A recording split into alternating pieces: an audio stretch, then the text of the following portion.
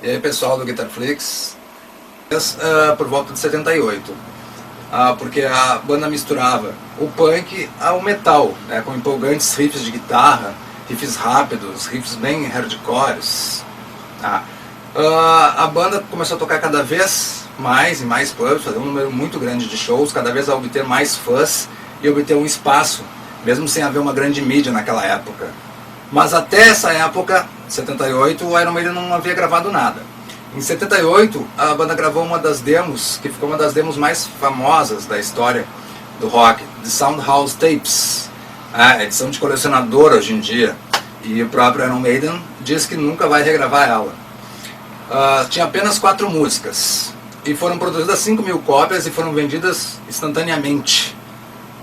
E só foi redistribuída depois no ano de 1996. Mas cópias originais, na versão original, são vendidas por milhões de dólares. Hoje em dia, essas 5.000 cópias originais que saíram. 2 faixas dessa demo eram Prowler e Iron Maiden, que ficaram em primeiro lugar nas paradas de metal inglesa por mais de um ano. Em muitas das formações antigas do Iron Maiden, o Dave Murray era acompanhado por outro guitarrista. Mas grande parte de 77 e todo o ano de 78, o Dave Murray foi o único guitarrista do Iron Maiden. Isso mudou com a chegada do Tony Parsons, em 79. O baterista drummer Doug também foi substituído pelo Clive Burr, que também foi um baterista bem conhecido na banda. Em novembro de 79, a banda assinou contrato com uma gravadora de renome, a EMI. Foi uma parceria que durou 15 anos. Pouco antes de entrar no estúdio da EMI para fazer sua gravação, teve a troca do baterista. O Parsons foi substituído pelo Dennis Stratton, e o guitarrista. E a banda queria contratar um amigo de infância do Dave Murray, que era o Adrian Smith. O Adrian Smith, que depois vem a ser o guitarrista do Iron. Mas na época ele estava ocupado tocando e ele cantava também numa banda chamada Urchin. Em 13 de outubro de 79, o Dave Murray fez tanto sucesso com as garotas numa exibição em Manchester, no Instituto de Ciência e Tecnologia, que acabou criando um enorme protesto entre os homens da cidade. Na semana seguinte, uma revista popular na época, a revista Sounds, publicou uma carta em que dizia: "Eu só quero avisar o Dave Murray, o guitarrista da Iron Maiden, que se eles pôr os pés novamente em Manchester, eu irei pessoalmente quebrá-lo, já que ele arruinou o que eu considerava uma ótima relação com a minha namorada." Os primeiros sucessos. O Iron Maiden foi lançado em 1980, e foi um sucesso comercial de crítica, o LP Iron Maiden, que até hoje é um dos mais conhecidos da banda. Teve uma turnê que a banda abriu para o Kiss, né, a turnê do álbum Unmasked do Kiss, e também abriu diversos shows do Judas Priest. Depois da turnê do Kiss, o Dennis Stratton foi despedido da banda por questões de criatividade, diferenças de composições musicais.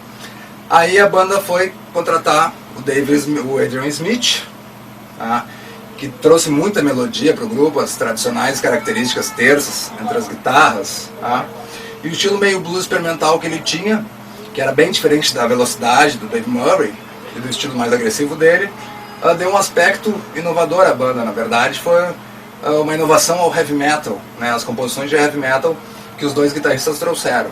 E o Iron Maiden também trouxe essa inovação, que não existia guitarrista solo, né, o guitarrista líder entre eles, porque ambos solavam em todas as músicas.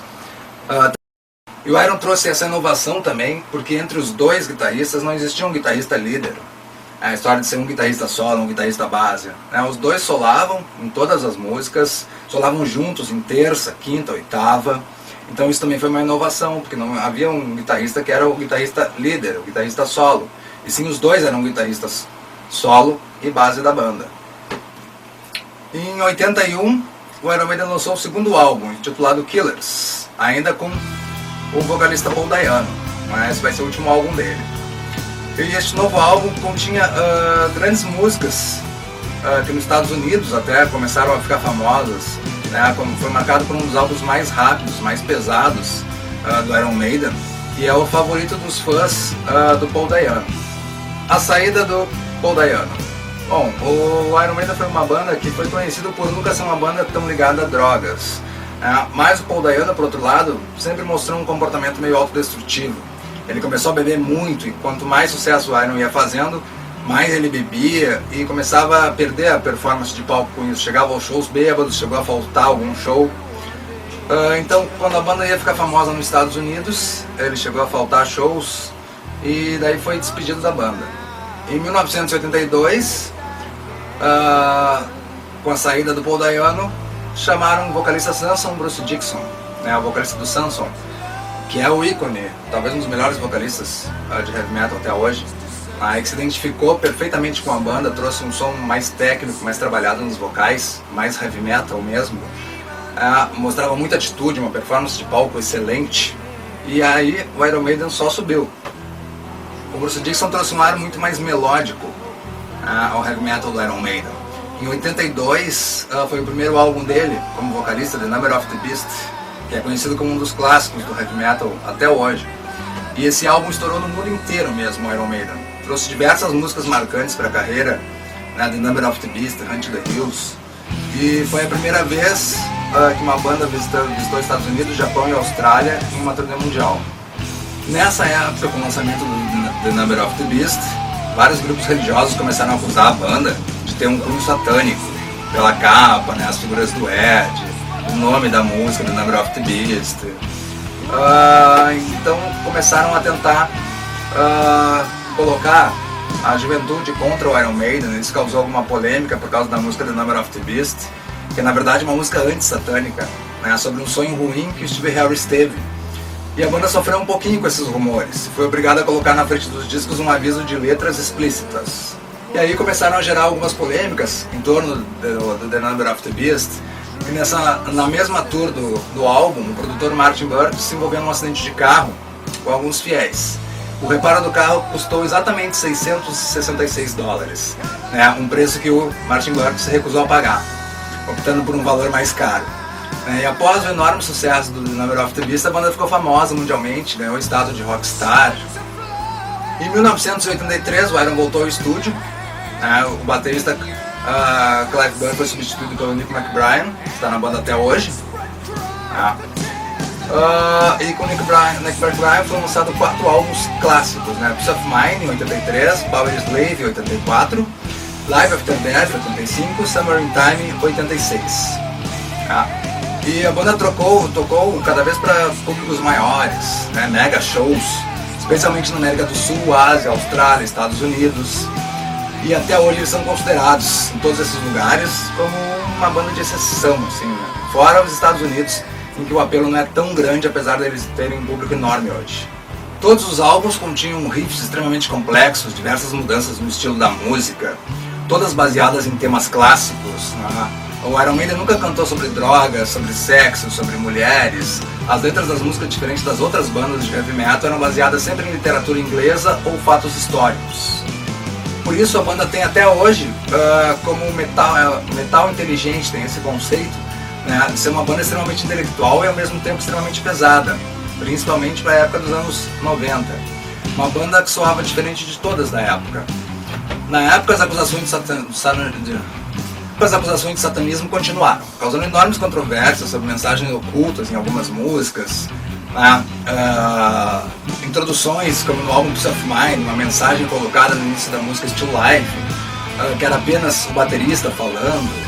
No mesmo álbum Peace of Mind, o renomado escritor Frank Herbert teve um conflito com a banda quando eles pediram permissão para criar uma música com o nome de Dune, que era Duna, o filme Duna.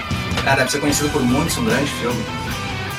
E o escritor Frank Herbert não aceitou a reivindicação, proibiu que o Iron Maiden usasse qualquer citação do seu livro, né, que depois vai virar filme, em alguma música. O Steve Harris ainda tentou encontrar o escritor, mas obteve sempre uma resposta do agente de que ele não gostava de bandas pesadas como o Iron Maiden. Por causa desse empecilho judicial, a música foi renomeada como Tame a Land. Experimentos. Em 88, o Iron Maiden tentou, no seu 7º álbum de estúdio, algumas coisas diferentes. O nome do álbum é Seventh Son of a Seventh Son, né? 7º filho do 7º filho.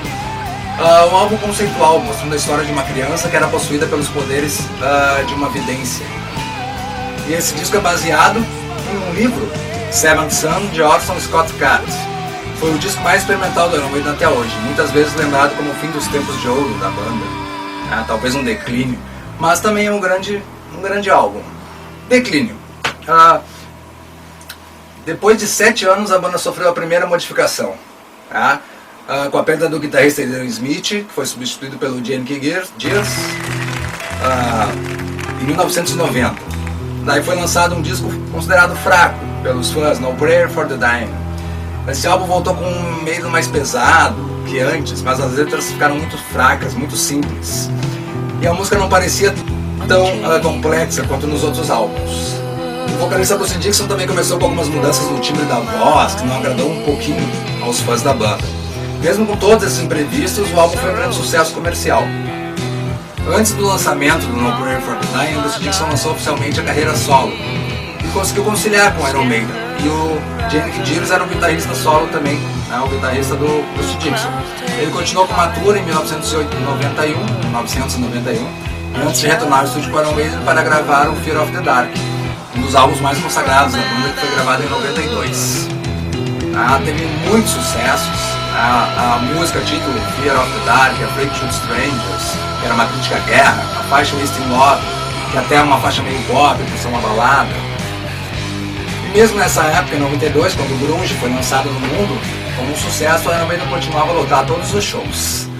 Em 93 vai acontecer uma grande perda para o Iron, porque o Bruce Dickinson saiu da banda para tentar somente a carreira solo.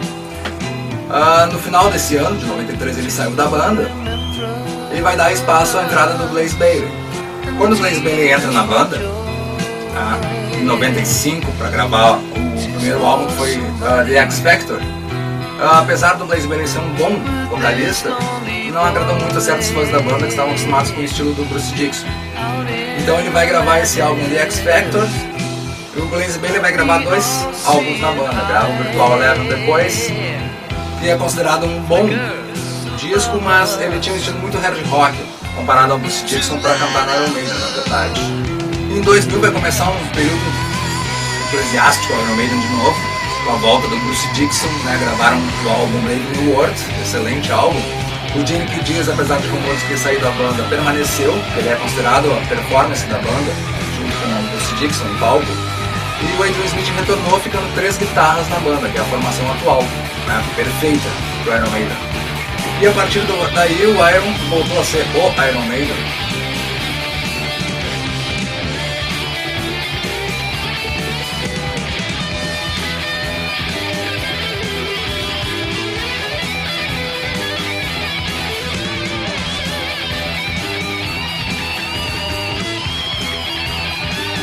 Alguma coisa sobre os CDs nós vamos ver depois num vídeo que fala sobre a discografia da banda, como um vídeo que fala sobre as curiosidades e formação também da banda.